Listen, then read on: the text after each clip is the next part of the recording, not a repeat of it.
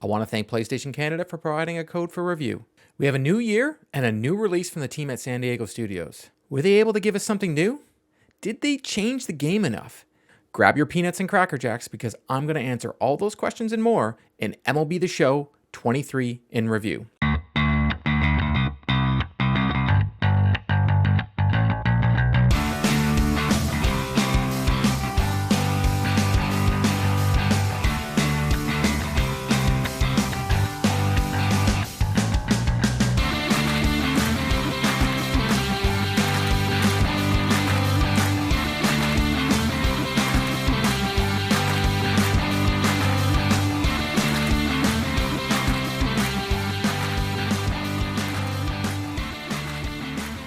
San Diego Studio, year after year, brings new features and details to MLB The Show. One of the biggest additions this year was storylines. In this new game experience, they focus on the Negro Leagues. Satchel famously had names for his pitches. So he didn't have fastball, curveball, changeup. No, not Satchel. Satchel had what he called his midnight creeper. He had the two-humper. He had the bat dodger. He had the hesitation pitch. He had the long tom, the short tom, the jump ball, the trouble ball, the radio ball, the wobbly ball, the dipsy-do. And he also had a pitch that he famously called his B-ball. You know why he called it the B-ball? Because Satchel says, it bees where I want it to be when I want it to be there.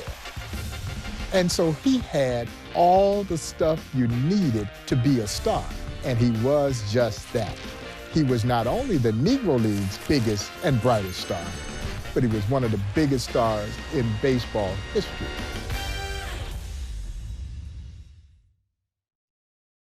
The presentation value in this feature is like an ESPN 30 for 30 documentary. I was blown away on how much production they put behind each story and the detail, and then you get to play these moments. By playing these moments, you get to learn about the history of the Negro League and its star players. They don't miss any detail, right down to the grass in the ballparks.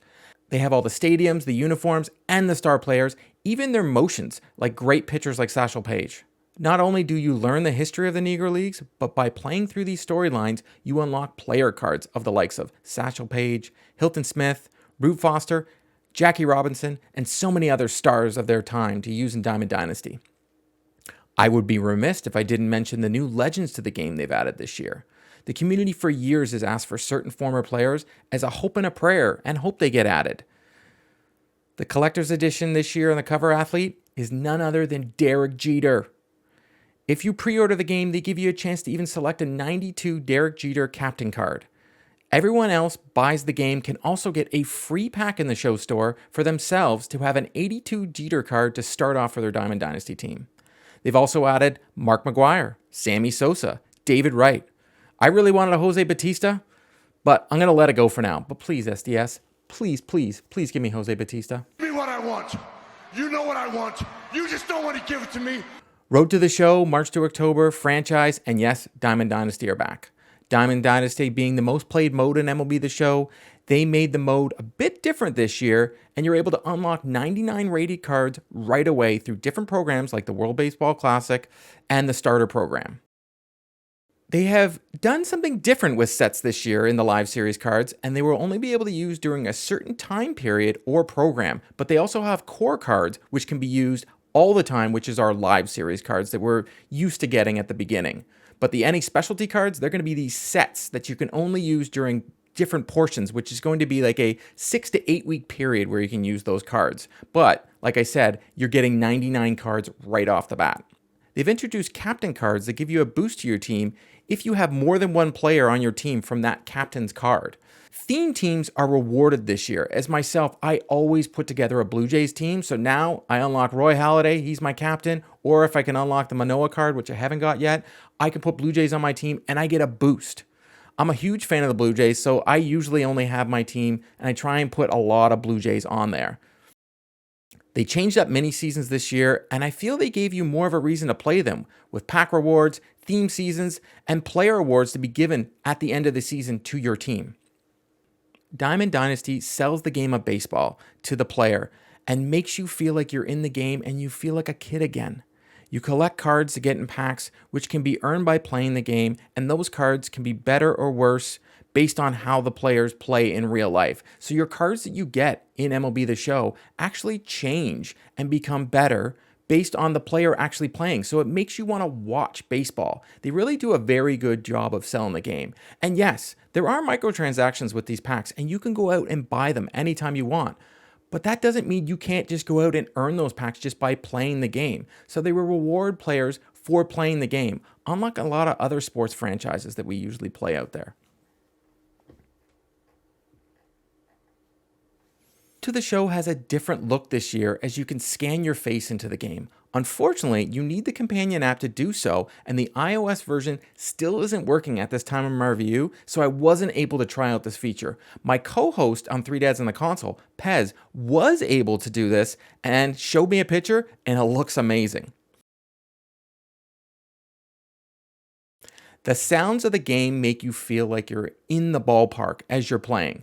The sound the bat makes as it connects with the ball, or even when the pitcher releases the ball and then the catcher catches it, you can hear this crisp sound coming out of the catcher's mitt that really makes you feel like you're live in the action.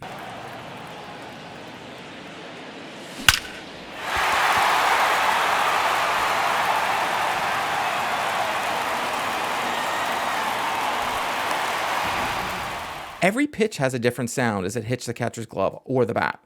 I will say the announcers seem to be saying some of the same comments they did last year for certain players, and I wish there's more variety and less overlap from last year's commentary. They provide a stadium editor, and this year you can change more of the backgrounds and change the outside of the stadium as well. And the community right away goes out there and makes the easier to hit home run stadiums, so you can download those and use them during your seasons.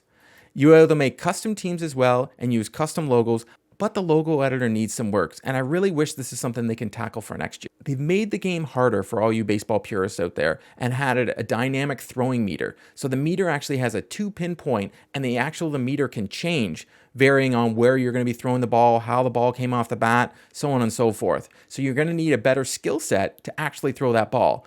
But as always, they have many different difficulty settings. So you can actually toggle that on and off, or just play it on casual, presentation, pick whatever game mode that you see fit and how you want to enjoy the game. They have a dynamic difficulty setting that you can turn on and off that will actually change based on your play. So the better you get at the game, the harder the game will get. As always, the graphics in MLB The Show are some of the best in sports gaming, and the players whose likenesses are in the game look just like they do in real life. The detail in the stadiums is noticeable, and you can tell it's a labor of love for the developers. As a Blue Jay fan, there is a new Rogers Stadium, but unfortunately it wasn't done, so we won't have the newer look Rogers Stadium this year in MLB The Show. Hopefully, maybe they might add it later, but I don't think it's going to be in there till next year. This edition of MLB The Show is available on PS4, so we will have to wait till next year to maybe get that next-gen version only and see how far they can push the graphics. I played the game on PS5, Xbox Series X, and Nintendo Switch. The Switch version has long loading screens, and the ball isn't the easiest to pinpoint while batting. The Xbox and PlayStation version look almost identical, except the PlayStation 5 offers DualSense functionality to make you more immersed in the game as you play. The show is available on Game Pass day and date, so for those Xbox players out there, you can play it on Game Pass at launch. The show offers cross-save and cross-play over all 3 platforms, so you can play with your friends in versus or co-op no matter what console they play on. Most sports games' yearly release are nothing more than a glorified roster update and a new coat of paint. MLB The Show flips the script, or flips the bat, year after year with new innovations and more reasons to play the game. To say San Diego Studios has created the best sports sim would be an understatement. MLB The Show is baseball and puts you right in the game and makes you feel like a kid again. And I can't stress this enough. It is a day one purchase for any sports fan out there and a must for any baseball fan. As always at Three Dads and a Console, we always want to let you know if this is a game that you can play in front or with your kids. And this game, let me tell you, play it with your kids. Play it in front of your kids. If your kid loves sports or even doesn't really know much about them just yet, Like I said, there is many different difficulty settings. You can play this in co-op, play against them. You can let them try it out. You can let them have fun. And the card collecting in the game, it's just like when we were kids and we all collected cards. It is so much fun. So I highly recommend this game.